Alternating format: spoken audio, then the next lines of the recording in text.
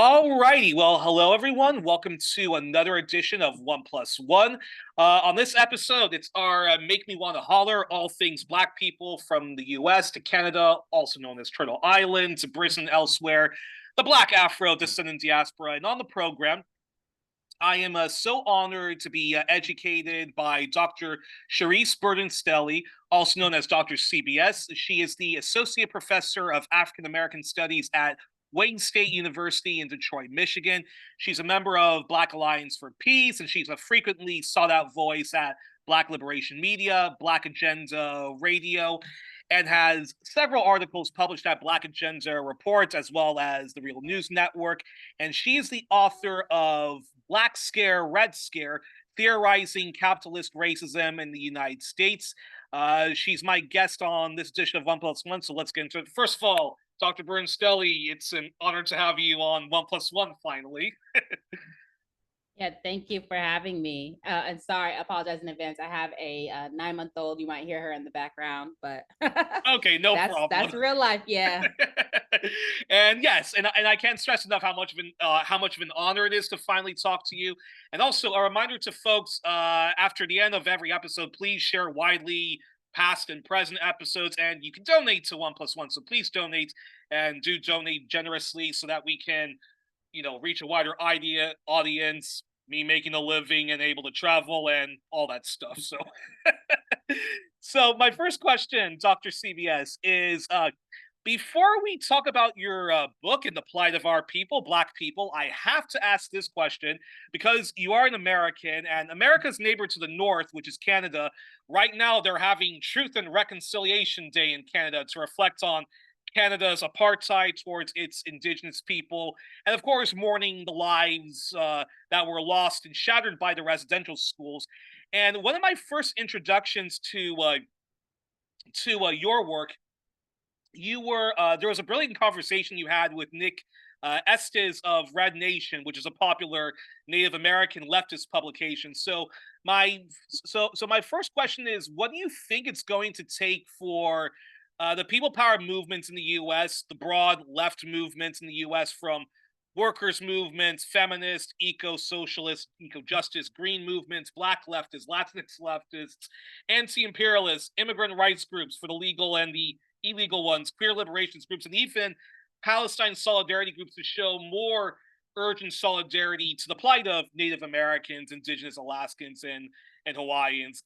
And I'm just, because I'm wondering what's it going to take for the U.S. to get to the level Canada or New Zealand is at in terms of acknowledging, past harms and existing injustices towards Indigenous people. And I'm not even going to mention Australia, because Australia is actually worse than the U.S. and the others of the Five Eyes settler colonial regime. So I'm curious your response on that.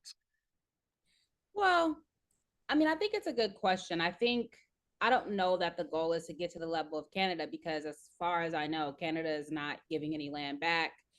Canada is not ceasing its its oil and other mineral extractive actions on Indigenous land. I don't believe they are paying any sort of reparations. And so, these Truth and Reconciliation Commissions, I think if we take South Africa as a model, for example, we can have these conversations and not acknowledge wrongs and harms. But if there is not expropriation of the ruling class, if there's not actual land redistribution and land back, if there's not actual material remediation, then it's sort of like the land acknowledgements here in the United States. It's kind of like, we're here. They're becoming more big. Sorry about that. The land acknowledgements in leftist circles.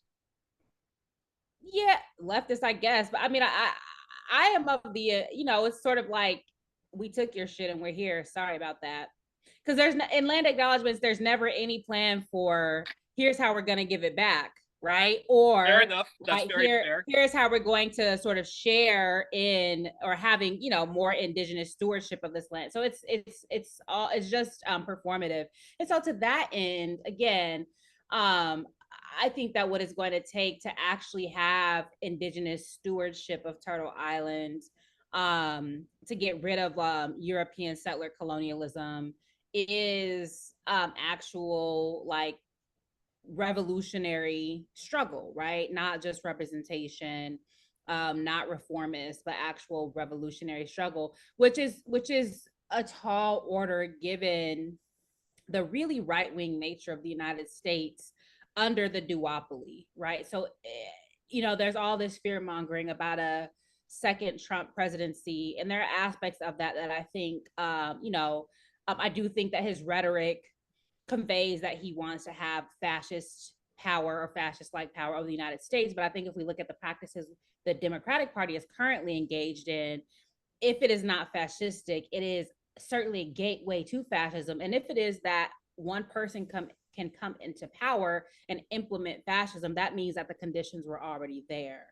And the United States has consistently raced to the right on many issues. So we just had, for example, Hurricane Helene, and these populations in North Carolina, parts of Georgia and Florida are basically going to be left destitute because we've had so much hollowing out of any semblance of a welfare state, that and this is the sort of, this is where we're going. This is not anomalous. And so we cannot rely on the government, I don't think, for any of the types of remedy or change or transformation that we want. I think it's really going to take organized people's power across the different demographics that you mentioned.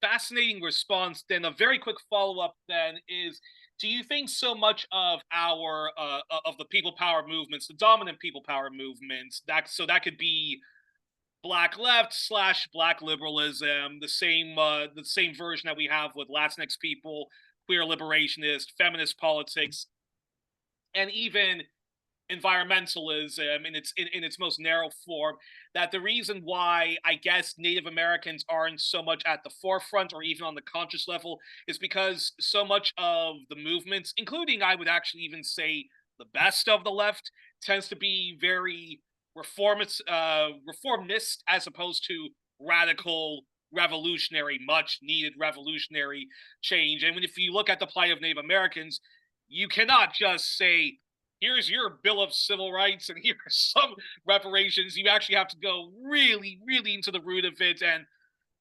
I'm sure many Native Americans would say that we actually need a whole new constitution, not the one that was set up by the white colonial thieves and chiefs and stuff like that, right?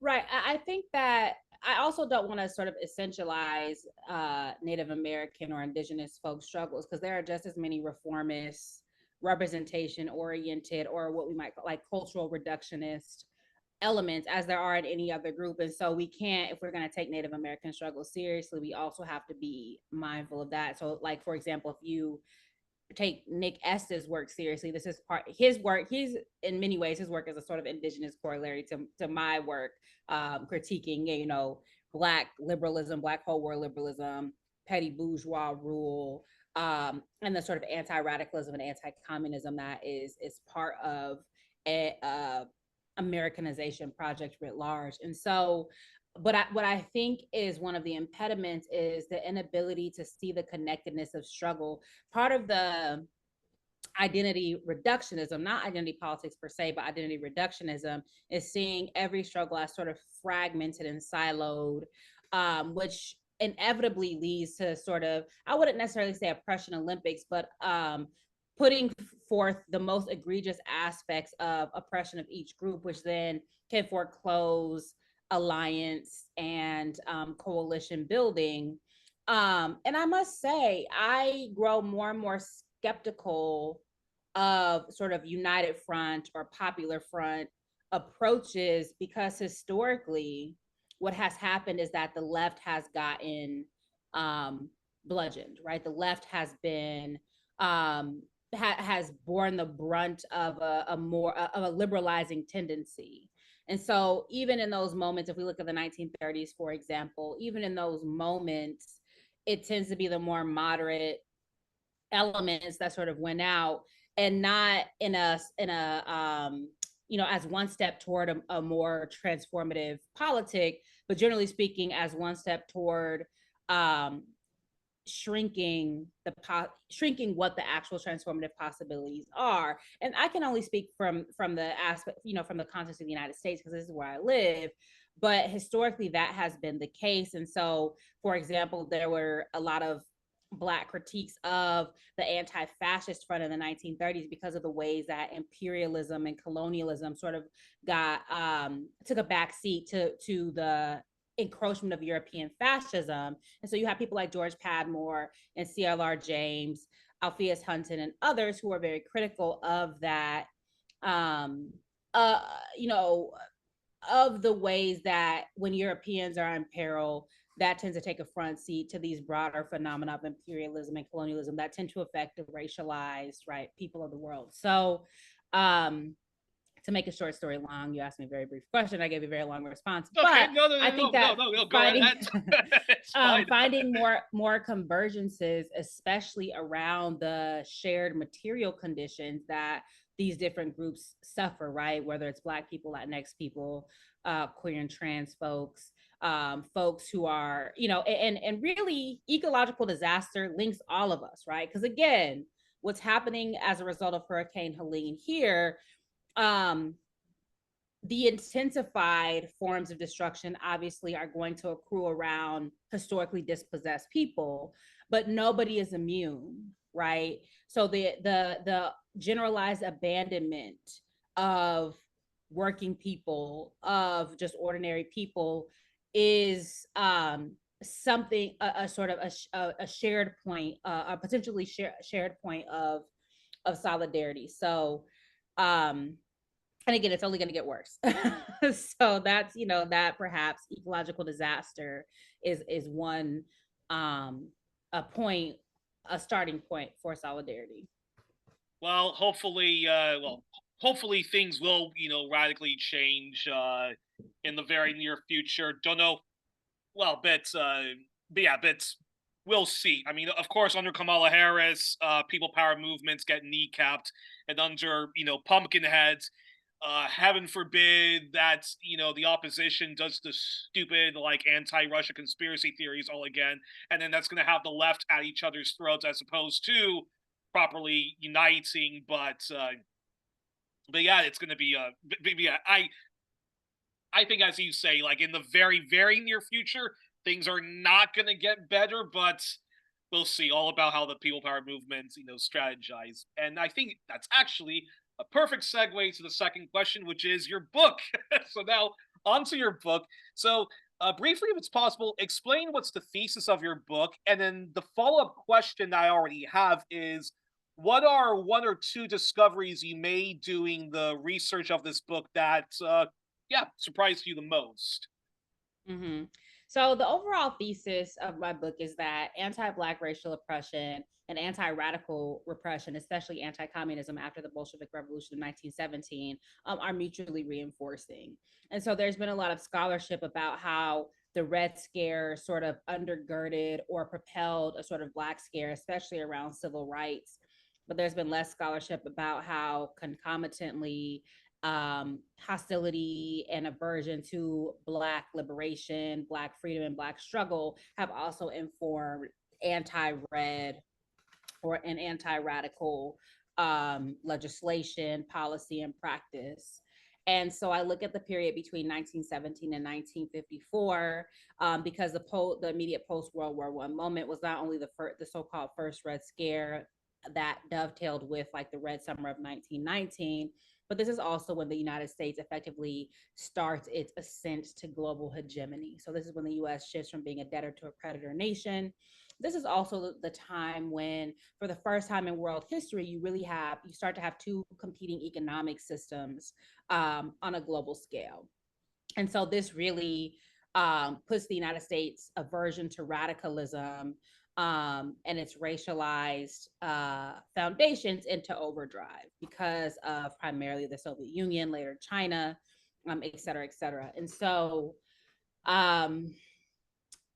that's the overall thesis of the book. And then I sort of look at, throughout the book, I look at some of the same artifacts, if you will, to bear out different aspects of how that plays out. So I look at the Garvey movement, which is important because Marcus Garvey was not a communist. He was not a radical in the sense of anti-capitalism, but he proves the rule in that even though he did not share any of these politics, he was red baited, and often the UNIA was accused of being communist infiltrated or some type of communist front because of his push for Black liberation, and ultimately his anti-Western imperialism. And so I look at the case of Angelo Herndon, who was a Black communist who was charged with insurrection in Georgia in 1932 and was ultimately given, the death penalty, but his case was commuted to like 20 years on the chain gang.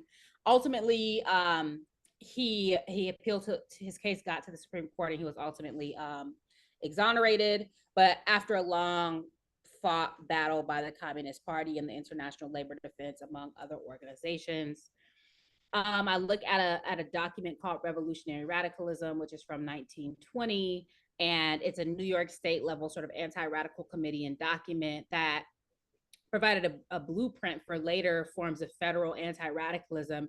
And that 1920 moment is really important because the federal government was unable to get like anti-subversion peacetime legislation. And so that duty then redounded to the states. And New York was sort of at the forefront of that state level anti-radicalism.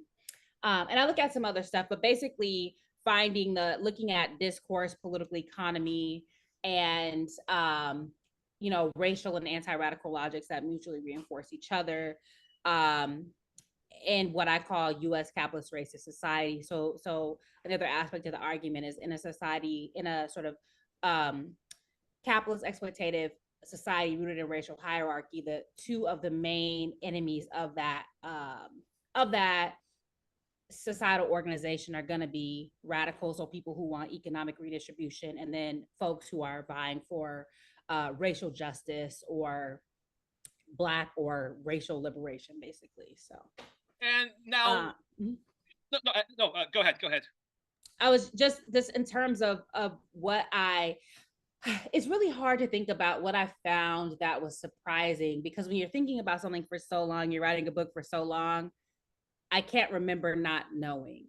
I know that there was a point where I did, but it's like, this goes back to my dissertation. And so, I guess one thing that I found to be, or one part of the book that's quite interesting is when I was looking at like a grassroots anti-communism. So I talked there about A. Philip Randolph, Ben Fletcher, and Marcus Garvey, who, while their anti-communist rhetoric dovetail with that of the state, and ultimately I critique that because it's like anti-communism is not going to save you. What I will say is that theirs was a sort of endogenous anti-communism based on their own experiences. So for Garvey, it was like the Communist Party trying to infiltrate the UNIA and like lop off a section of its constituency. For A. Philip Randolph, it was also his experience in the National Negro Congress. I mean, he had some hostility to the CP before that, but especially when he was working for the National Negro Congress, or in the National Negro Congress, and there was support by communist elements for the after the so-called Stalin-Hitler Pact, there was a sort of non-intervention thrust within the NNC by members who were in the Communist Party. And so that sort of soured Randolph to the NNC, and he took up and he was a socialist, right? And there's been historical hostility between socialists, the so-called Second and Third International.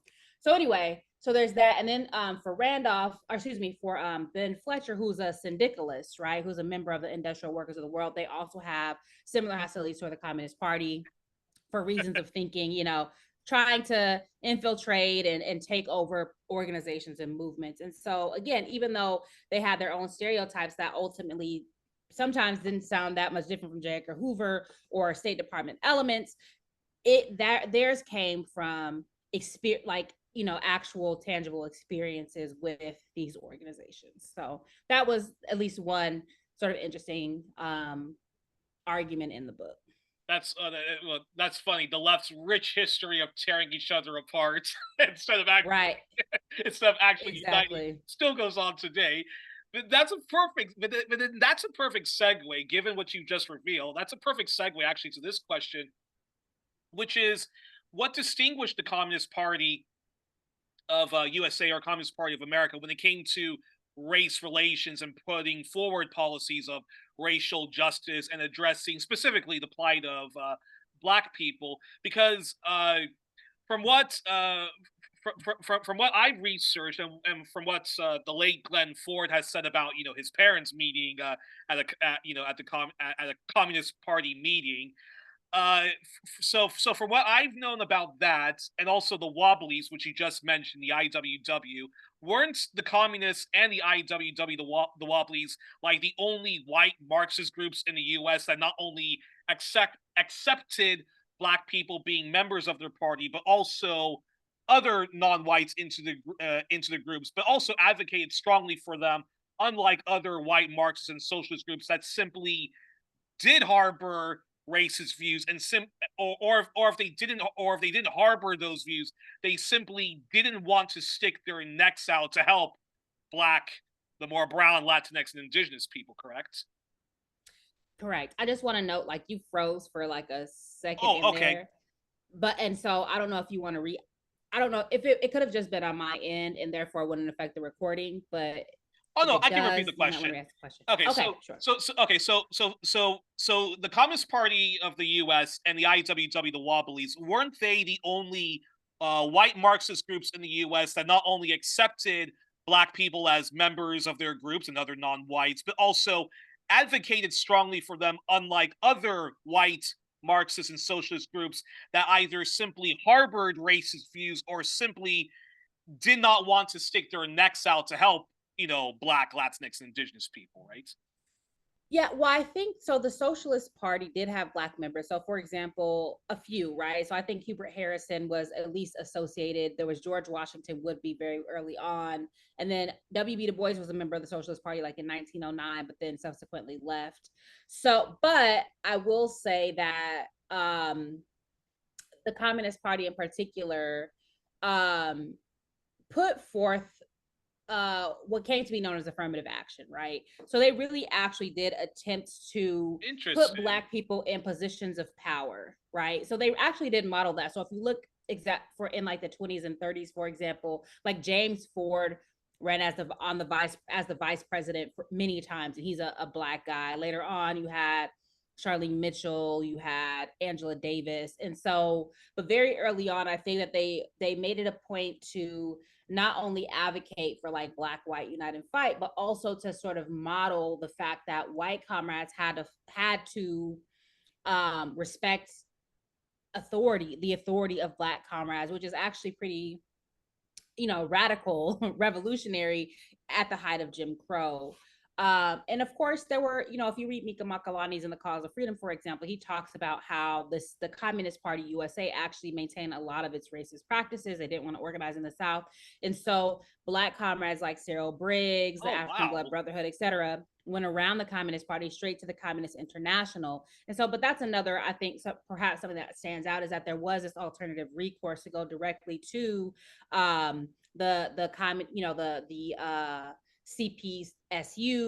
and to the sort of the body of the Third International to pressure the Communist Party USA to actually not be racist, to root out white chauvinism, and to do organizing in the Black Belt, which especially picked up, of course, after 1928 in the Black Belt thesis.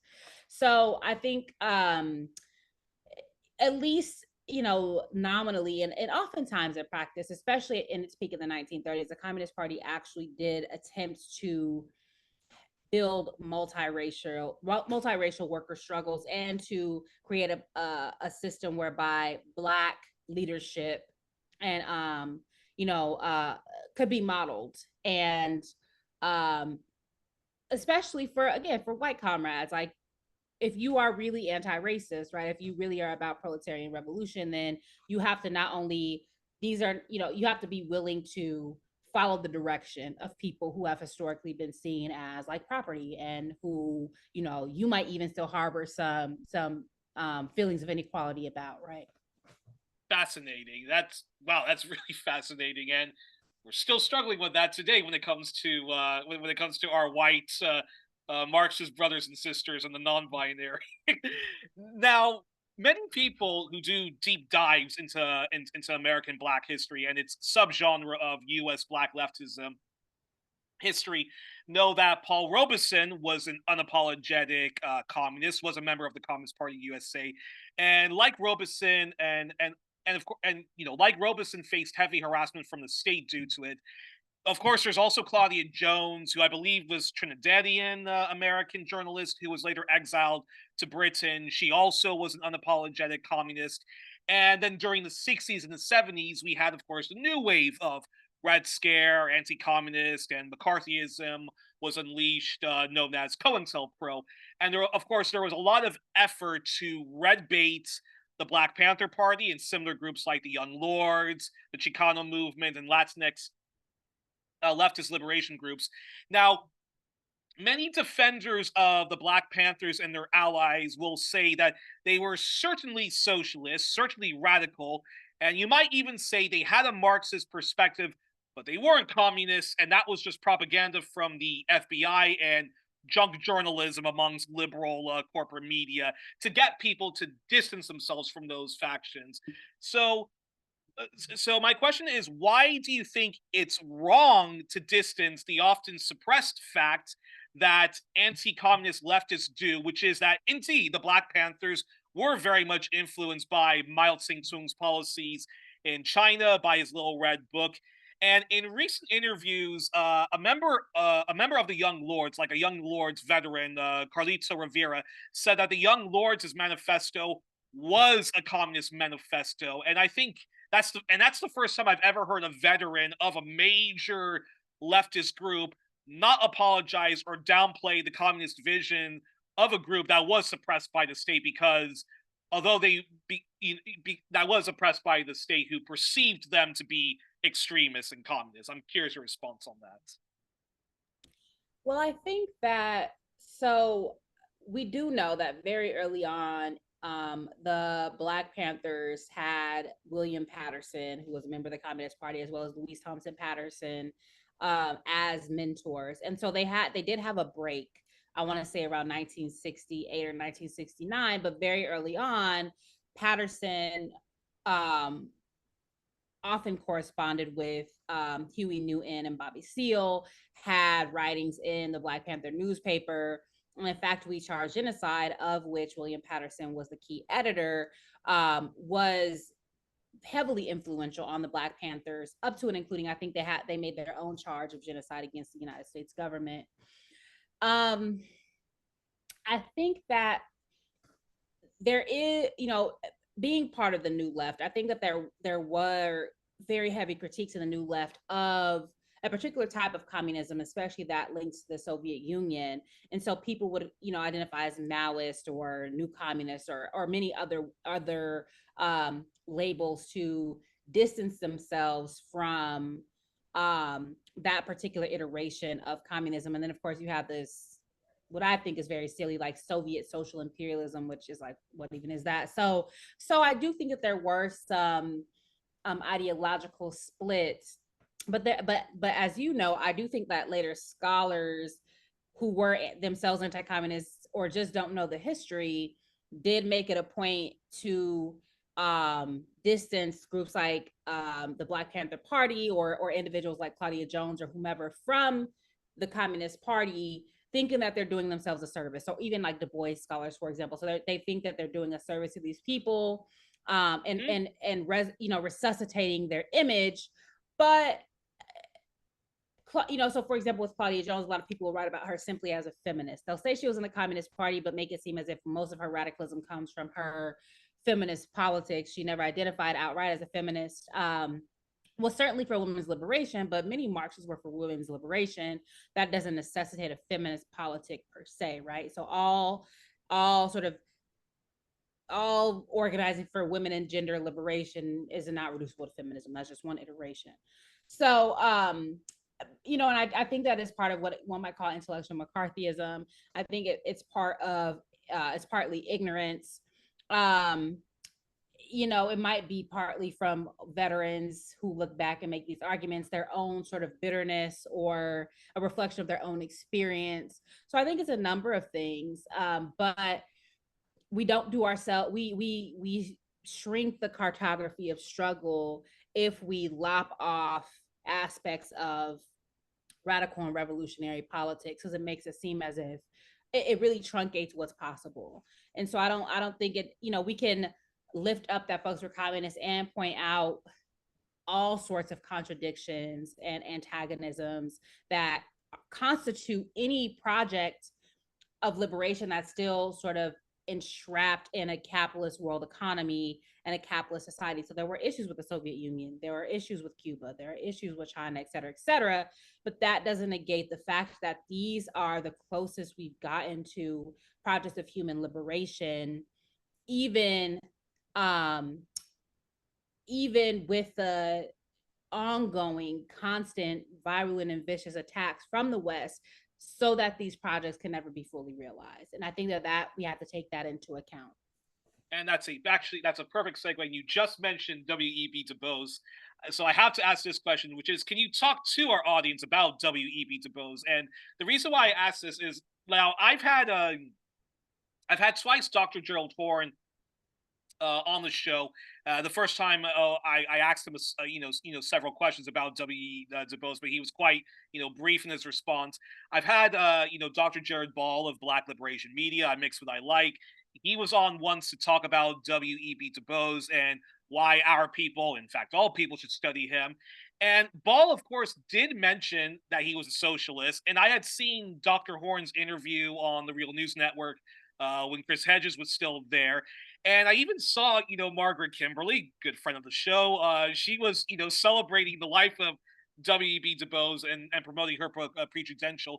But no offense to them, but I was just amazed that none of them mentioned that he wasn't just no ordinary socialist, but he was a communist. And so I'm just amazed how his socialism, when people speak of him or claim to admire him, either minimize or airbrush that. And when you were a speaker at an event hosted by the International Manifesto Group and Friends of Socialist China, you gave you gave a good presentation on Du Bois, and you mentioned in the chat, responding to a question of mine, on whether Du Bois was just a socialist or who merely believed in solidarity with communist China, but wasn't a communist. And you responded in the chat that, oh, Du Bois was indeed a socialist, but simply believed in non-violent revolution as opposed to armed revolution. So can you respond to all I've just said, and can you discuss how W.E.B. Du Bois, who is often put on the pedestal as the precursor to Martin Luther King Jr., but his communism is grossly downplayed? And of course, a stupid follow-up question, but why do people, airbrush that, but they don't do that with, like, with Paul Robeson? Well, so I do think people do that with Paul Robeson. So really? I'll get back to that in a second. But so W.B. Du Bois joined the Communist Party in 1961, shortly before he left the United States permanently and relocated to Ghana. Now, I have this piece, I forget which one it is at now, so there's all of these interviews that David Levering Lewis did for his biography on Du Bois, where he talks about him joining the Communist Party, and people have a range of different perspectives about why he did that. Some people said it was just him thumbing his nose at the United States, because he never was really officially in the party. He did it right before he left. He joined the party but wasn't active in the party because he had relocated. Others said that it was, and what he says in his letter to the Communist Party USA is that this is a culmination of years of careful study. This is where my politics have ended up, right? Because he was in his 90s by the time that he joined the Communist Party. But for decades prior to that, he had been moving precipitously, I would say, toward, I used to say to the left, but I would say more accurately toward a communist politic, because as early as 1910, he was in a socialist party. But, he had been, especially because of his coupling with Shirley Graham Du Bois, his relationship with James and Esther Cooper Jackson and Herbert Aptheker and Doxy Wilkerson, his membership in the Council on African Affairs after he had been ousted for the second time in 1948 from the NAACP because of his support for the Henry Wallace campaign. He really was moving more toward a communist politic, but never did he believe in armed struggle, right? He really thought that the United States could transition peacefully to socialism. But I will say, the Communist Party USA was no advocate of armed struggle, right? Or at least not overtly, right? And this is what they argue over and over during the 1948 Smith Act trials, that this is these are trials of ideas, right? We've done nothing. Like, they weren't the anarchists who are bombing presidents and engaging in real armed or revolutionary struggle. Theirs was an internationalist politic that never overtly organized to overthrow the U.S. government by force or violence. So to that end, Du Bois's politics was actually aligned with the above ground politics of the CP. But Du Bois also, there was a period in the 1930s where he did not believe in interracial class struggle. He did not trust white workers, right? He was advocating for a separate black cooperative economy. And this is when people like E. Franklin Frazier, Ralph Bunche, and Abram Harris, who were known as the Young Turks at that time, like pushed back against him. So these were debates that arose at the 1933 Amenia Conference. So Du Bois took different leftist or socialist positions, but he did join the Communist Party, and he did have very close relationships with like Chou En-lai, Mao. He wrote a book about the Soviet Union, an unpublished book that actually I think folks are working to get into print. But even in his autobiography, talks about his, irrespective of Stalin, the Stalin revelations, right, or the Khrushchev revelations about Stalin, that nonetheless the Soviet Union had done a lot for human liberation. Whereas Shirley Graham Du Bois was more, I think, a proponent of China, he, I think, had an affinity for both despite the Sino-Soviet split. And so for me, yeah, to make, again, a short story long as one does, I think that Du Bois was just trying to figure out, how the hell do we get free?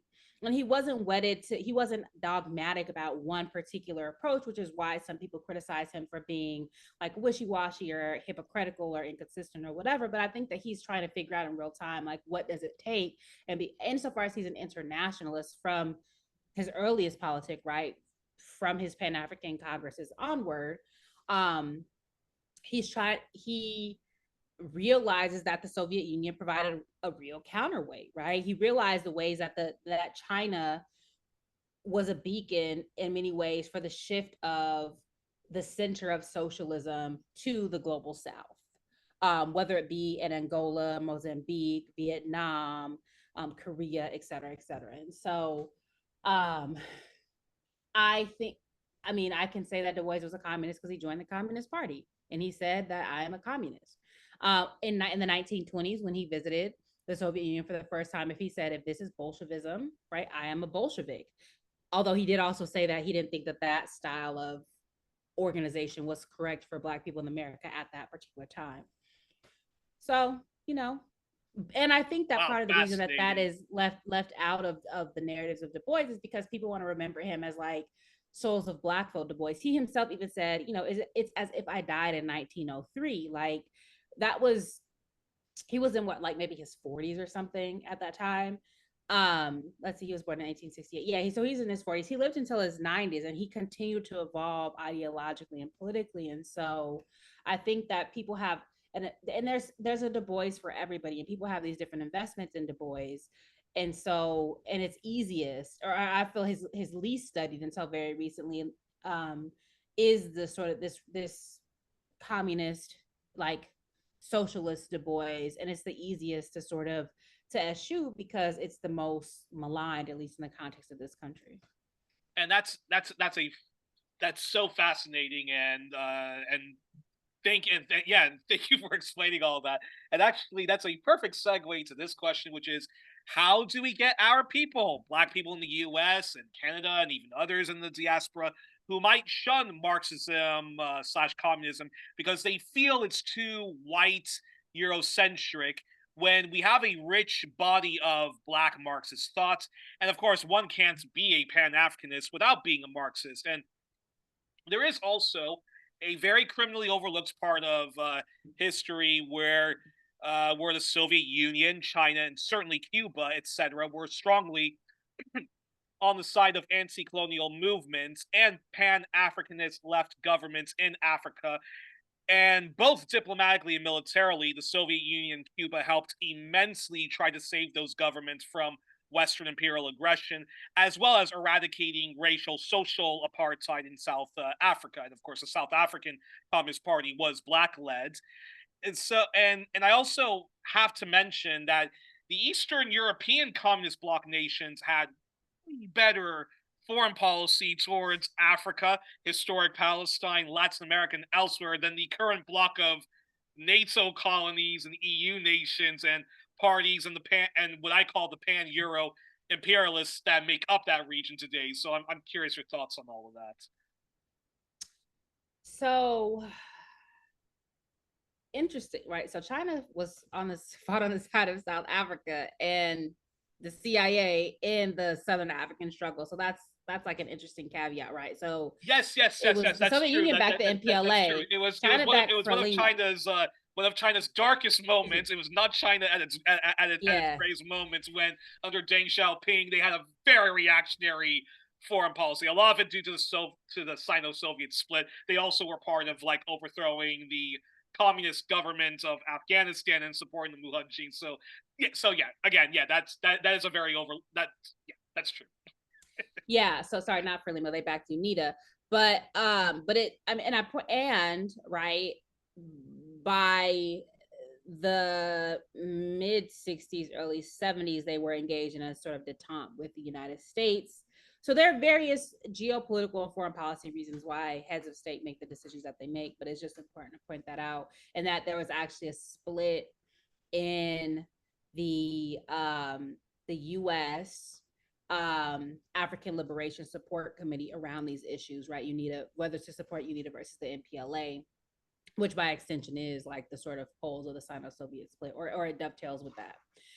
So that being said, I think that for me, in terms of, there is this misconception that Marxism is white people's shit, right? Yeah. I came to Marxism only through Black people. So Walter Rodney, and then later like Harry Haywood, Claudia Jones, people like, Kwame Ture, Kwame Nkrumah.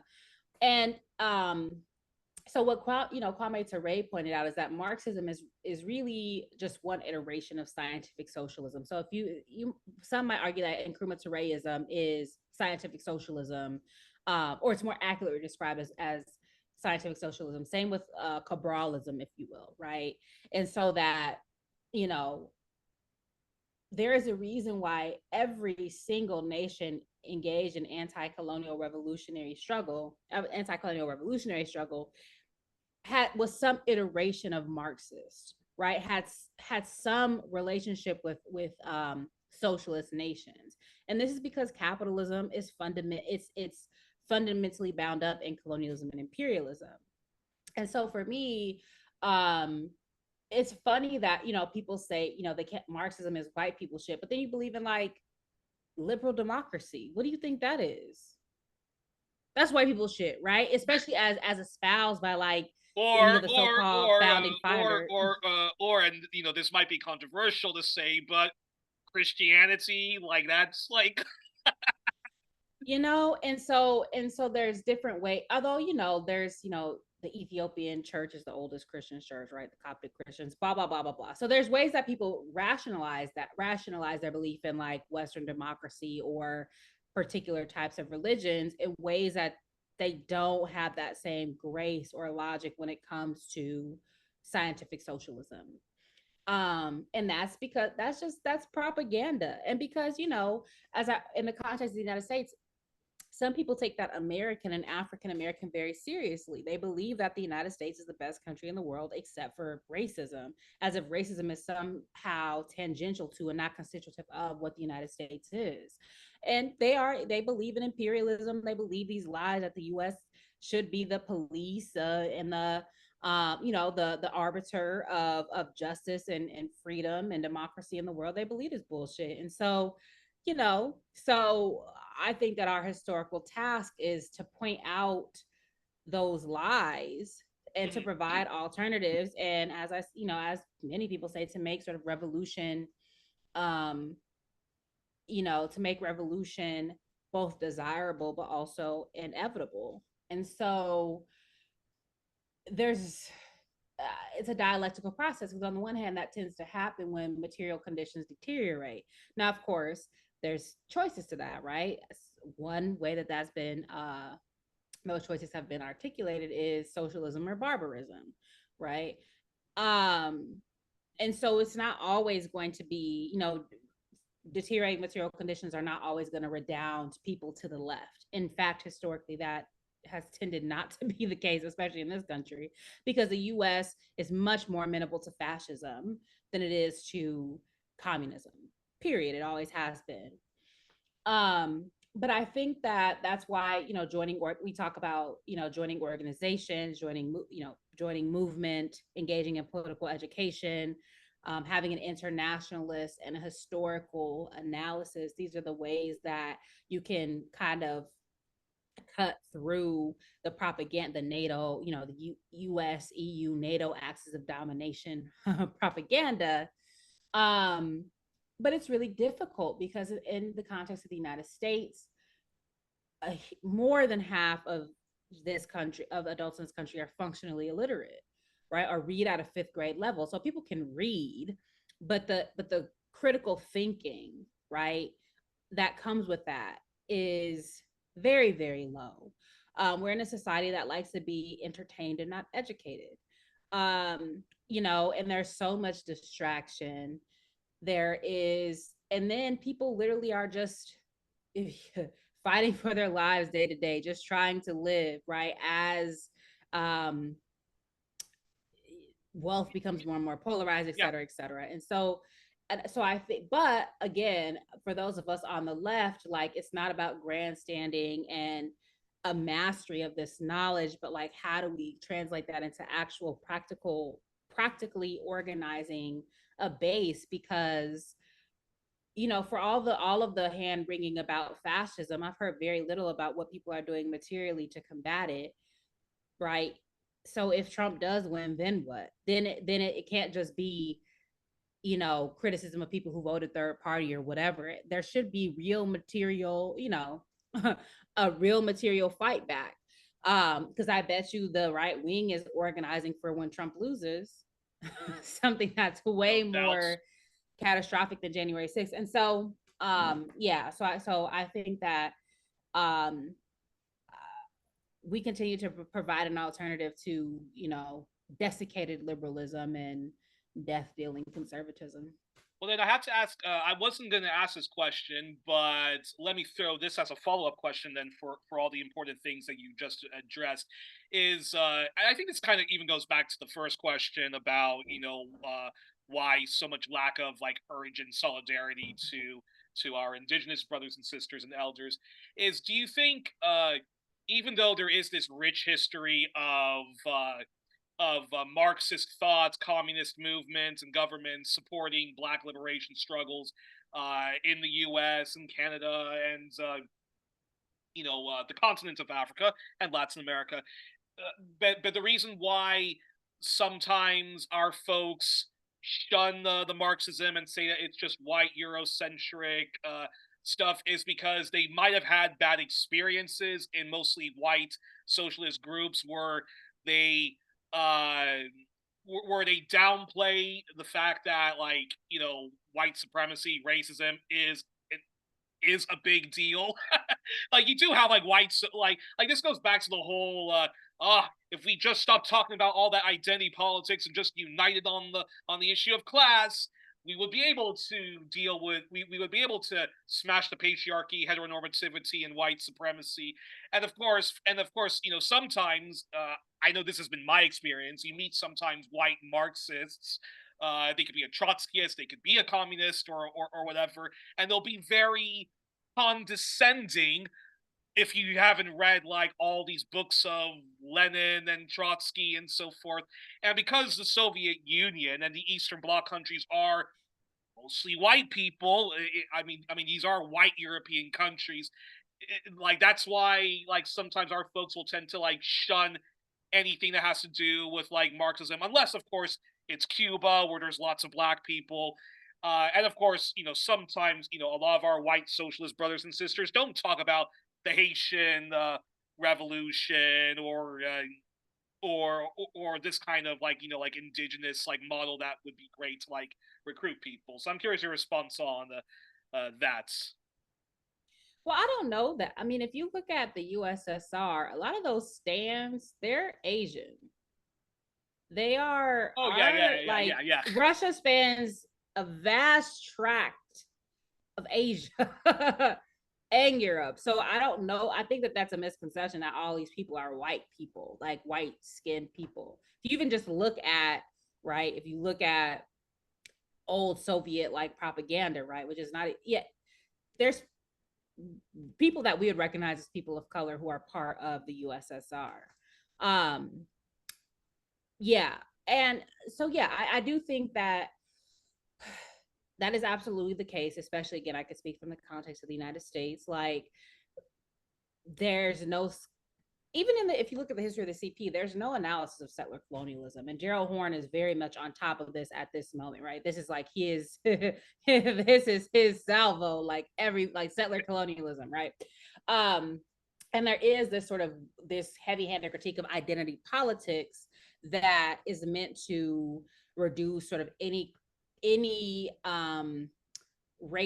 claims of sort of racial subjection or racial oppression, to sort of subsume that to some sort of abstract class politic, as if white supremacy isn't the organizing ideology of this country, and as if somehow when white people come to some sort of class consciousness, they automatically or objectively get rid of a sort of racialized understanding that is endemic in schooling and the way that they are oriented in society, the values, heritage, as well as the material, the sort of the material benefits that accrue, right?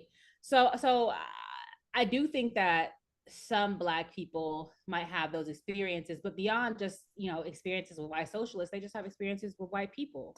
And I don't know that we always make distinctions between our whites. You know what I mean? Because I can't even say that most black people have been a part of a socialist organization. Most people haven't been part of a socialist organization, right?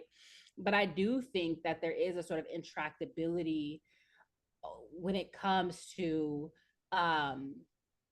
taking seriously racialized claims. Now, I will say there is race hustling, right? There is a way that especially like liberals do vacuum identity politics of their sort of material basis and their material importance, and they do make it ridiculous, these ridiculous claims, just like right now, these abstract notions of anti-blackness that actually aren't like rooted in anything material. They aren't rooted in a real dialectical analysis. There's just these crazy ontological claims.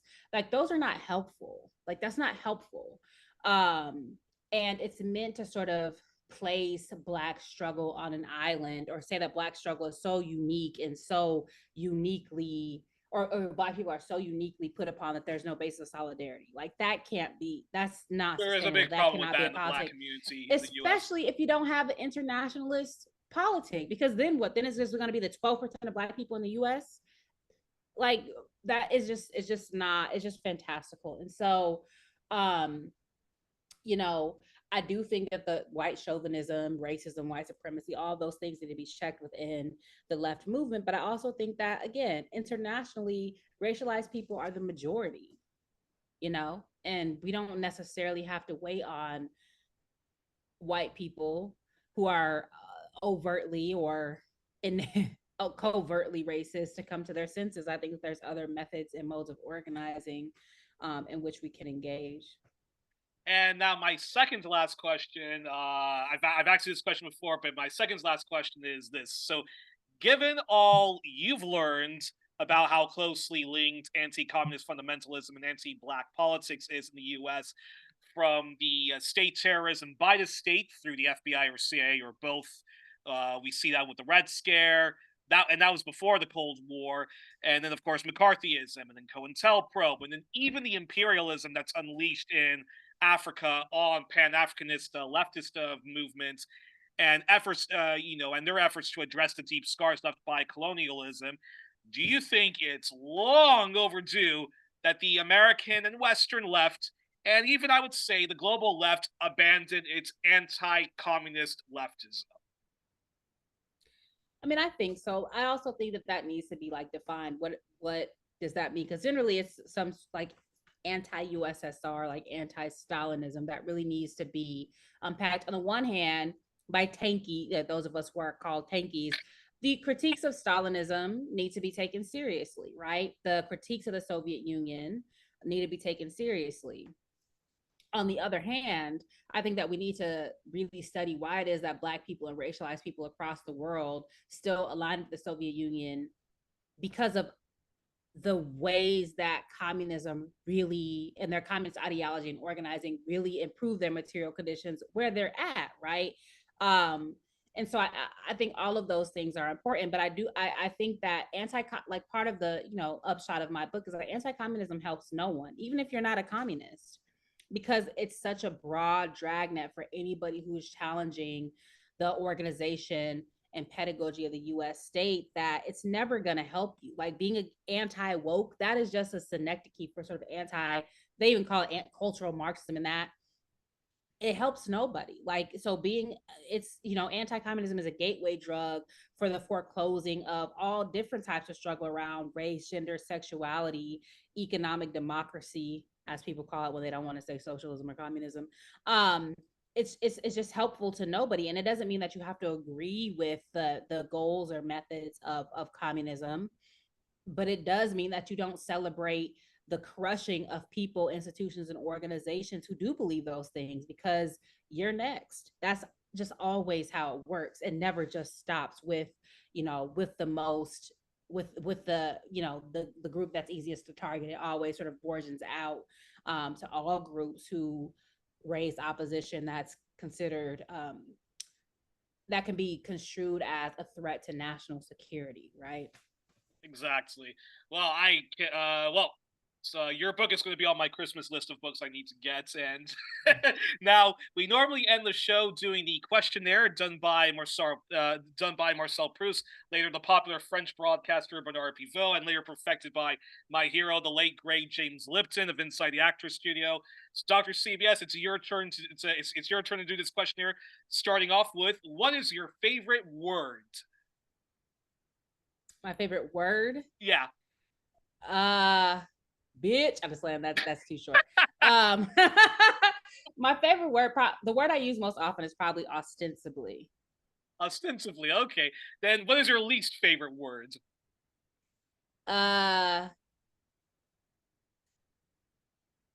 Moist. Okay. And then what sound or noise do you love? Which what? I'm sorry? What sound or noise do you love? My baby laughing. Okay, and then what sound or noise do you absolutely dislike? That you really dislike? Chewing. Chewing, even if the mouth is closed. Yeah, I guess loud smacking in particular. Loud open mouth chewing. Okay, and then follow closely by snoring. Actually, smacking and snoring are tied. Yeah. And then, what turns you on emotionally, psychologically, or spiritually? Courage. Then, what turns you off? Then, celebrity worship. Celebrity. Oh, that's a good one. We're gonna have to talk about that in a future episode. Then, what is your favorite curse word? Motherfucker. Fantastic. And then, what profession, if you weren't doing the brilliant work that you do as an academic and as a journalist and speaker, what profession, if you weren't doing yours, would you love to do? Dictator. Dictator. Yeah. Or cult leader, whatever you're gonna call it. So, like dictator of like the U.S. then, or benevolent dictator? Okay, a benevolent dictator of the United States or the world. of some entity of my choosing. Okay, all right. knows? That's a fascinating response. And then, what profession would you absolutely not want to do under any circumstances? Dean, provost, any administrative thing in a university. Okay, and lastly, if heaven exists, what would you like to hear God say as you arrive at the pearly gates, or whatever is your vision of the afterlife? And even if you're an atheist, agnostic, please do answer the question. My bad. My bad. My bad because Yeah. of like the struggles you had to like go through, or Just acknowledge there's so much bad in the world, right? So it's like just I always want to whatever deity to say like my bad, and perhaps follow up with why it is that the world is the way it is with all that suffering. thanks, girl. All right, well, okay, interesting. Well, we were joined on this brilliant edition of 1+1 with Dr. Charisse Burden-Stelly. Let me remind our audience, Dr. CBS is the Associate Professor of African American Studies at Wayne State University in Detroit, Michigan. She is a member of Black Alliance for Peace. Join and donate generously to that group. She's frequently sought out voice on Black liberation media, Black Agenda Radio, and has had several articles published at Black Agenda Report, which is both news commentary and analysis from a Black left perspective. Before I stop recording, folks, donate generously to all those organizations I just mentioned. And don't forget, folks, 1+1, we accept donations now. So please, if you can donate, do donate generously to 1+1. And Doctor, thank you so much for coming on the program. I hope that Wait, hold on. Yes. I'm so sorry. I thought, no, the word that I hate the most is nuance. Nuance. Yes. All right, that's in the record. Nuance. Yes, nuance. Sorry, please wrap it up. Problem. So, and Doctor, thank you so much for coming on the program. I hope that this will be the first of many conversations we have both on and off the air. And please keep doing the brilliant work you do, and give my best to the BLM family and the BAP family, especially Jared, Margaret, Claudia, Dr. Pierre, and the Earn Your Liberation crew. And before we stop recording, rest in peace to Dame Maggie Smith. Loved her in Sister Act in Downton Abbey and Death on the Nile. Rest in peace to Kris Kristofferson, even though I wasn't a huge fan of both. The politics and the body of work of Kris is definitely to be, commended.